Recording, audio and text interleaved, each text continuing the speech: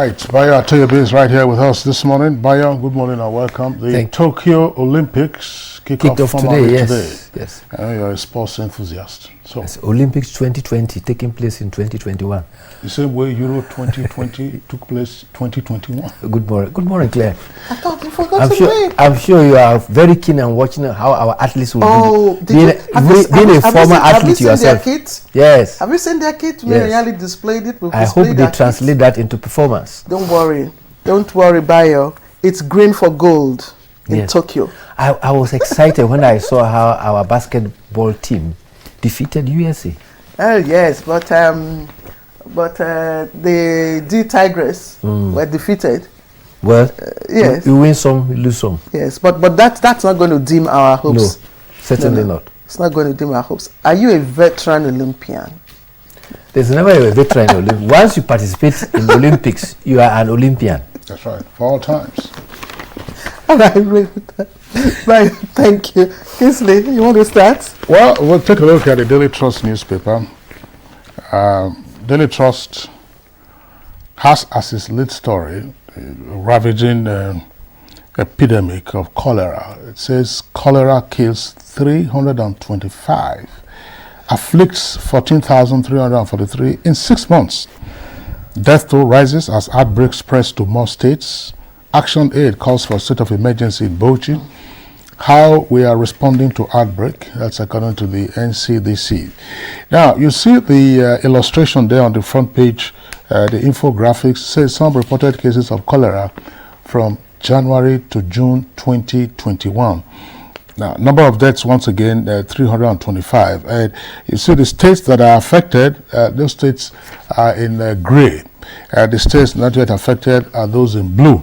So you can say it's almost like a Y that you see there with a dash there in Cross River. Kano has 119 fatalities arising from this. Jigawa 30, Kaduna 33, Federal Capital Territory 60 fatalities arising from this.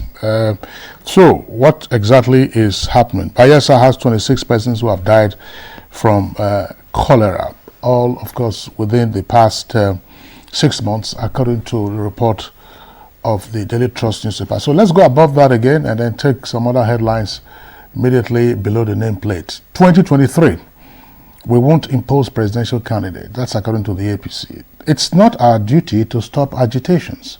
That's according to the military. 4 policemen and others killed as gunmen attack checkpoint in Enugu. And then right back again to the foot of the front page. That's now below the illustration. Federal government fails to file extradition charges as Benin court remands Igboho. That's page 4. Vigilantes to lead fight against bandits in Sokoto. That's according to Governor Tambuwal. And studying Boko Haram key to understanding similar uprisings. Tony Blair, the former British Prime Minister. Claire. Okay, let me take up from Igboho, and it's right just above the nameplate of the Nation. Says this paper says Igboho appears in court for immigration offences. The details of that on page 4. And also, gunmen kill 18 in Nasarawa and Benue, while 7 die in Niger crash. Also atop the nameplate. Troops praise for averting attack on Yobe town. And only 1.7% of 3.7 billion vaccines administered in Nigeria. I'll take that again. Only 1.7% of 3.7 billion vaccines administered in Nigeria. Now, the headline of the Nation is Buhari lingering banditry in Northwest disturbing. And the riders to that, just one rider, I should say, be fair to my regime, President tells historians. And there's also a story on oil and gas, just on the to my left-hand side, rather to my right-hand side, which is to your left on the screen. 40 refinery licenses not in use. Only 30 of the 70 refineries licenses issued by DPR are active, according to the Nation. That's the outlook of the Nation. Bayo. Well, let's start with the human interest story about the cases of cholera. Cholera has been ravaging since January, and up to now, as up to last month, we have had about 14,343 cases.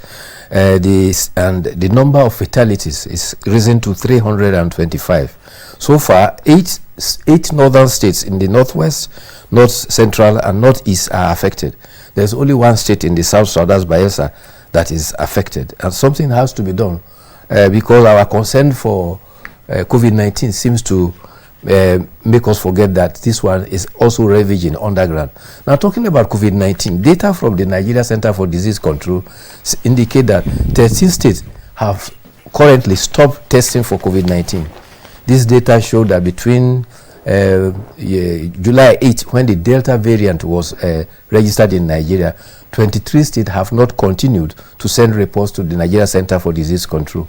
Up to date, Nigerians tests have been reduced by 29%. Federal government has warned that Delta variant is spreading among unvaccinated Nigerians. As at July 11th this month, 2,378,795 Nigerians have been tested for COVID-19. The executive chairman of Bauchi Primary Health Agency has confirmed that they stopped because there were no reagents available, and they also have a problem of electricity. In Benue State, they stopped testing, but they commenced 2 weeks ago. Well, since commencing 2 weeks ago, people are not coming for tests. The chairman of the Experts Review Committee, Professor Oyewale Tomori, says that if states have stopped, then there is a big problem. He advises that federal government should put up the country on red alert notice in order to avert a third wave of COVID-19. The Minister of Health, Osagie Hanire, says we have begun to see a pandemic of two tracks.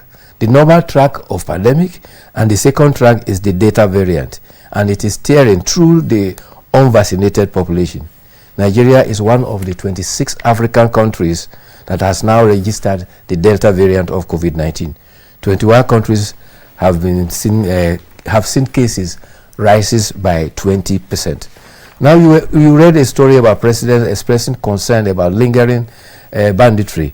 He expressed this concern when he played host to 12 governors and some federal legislators in his country home in Daura. He said the situation is disturbing and it's a source for concern because the bandits and their victims belong to the same ethnic group, the same religion, but they keep killing and stealing each other's cattle and burning homes. He said it has become mandatory for government to change its security approach by deploying soldiers and other security to restore peace. Governor of Kebbi State, Atiku Bakudu, has confirmed that President Muhammadu Buhari has mandated the 7 governors of the Northwest to end banditry in the zone. Meanwhile, the Chief of Defense Staff, General Lucky Irabo, says that the army will go after violent secessionist agitators. He was speaking at a meeting of retired senior military officers of the Southeast at Owerri. The Chief of Defense Staff says it is not the job of the military to stop anyone from agitating for whatever they so wish. That is political. However, what we are against is having to use the instrument of violence to bring about any agitation. We have a constitution that enables us to present whatever grievances that we have. So if anyone is going outside the constitution, of course, we as a military and other security agencies will not allow that. Why do you have to kill to achieve your desire? The military will resist any attempt by any group, individuals to use violence against the state. We think violence is not the way to go. We are appealing to everyone to seek the cause of the rule of law and bring about their whatever agitations in the constitutional manner. Okay, yeah, that's it. But two very quick ones. You know, yesterday we were discussing the 2 students of Bethel Baptist School in Kaduna. Yes. There's further clarification now that the 2 students actually escaped. They actually escaped from the kidnappers when they were sent on some errand.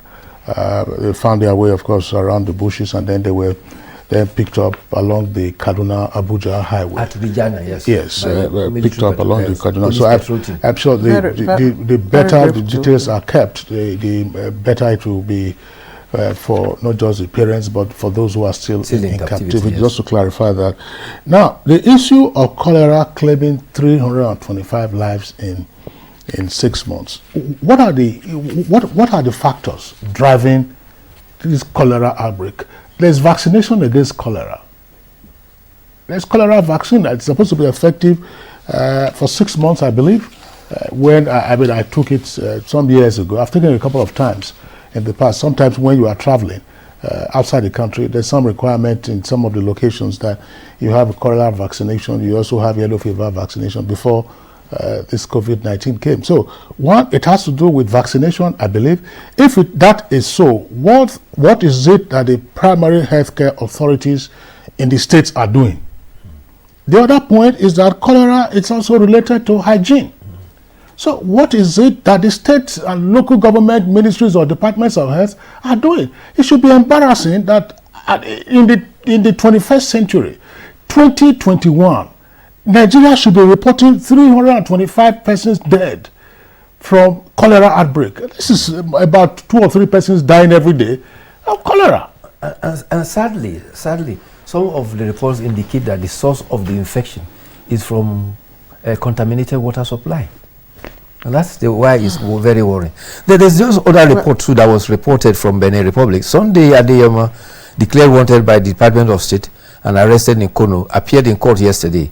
He's been tried for immigration offenses for obtaining a fake Beninois international passport at Cotonou.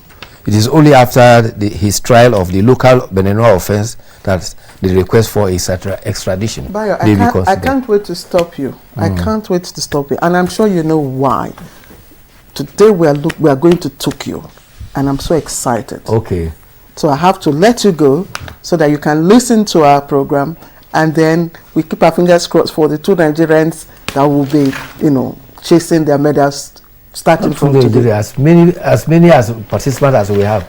Our contingent is 58. Bayo, have a great weekend. You too. All right. You're watching Good Morning Nigeria, the network service of the NTA. Don't go away. We'll be right back.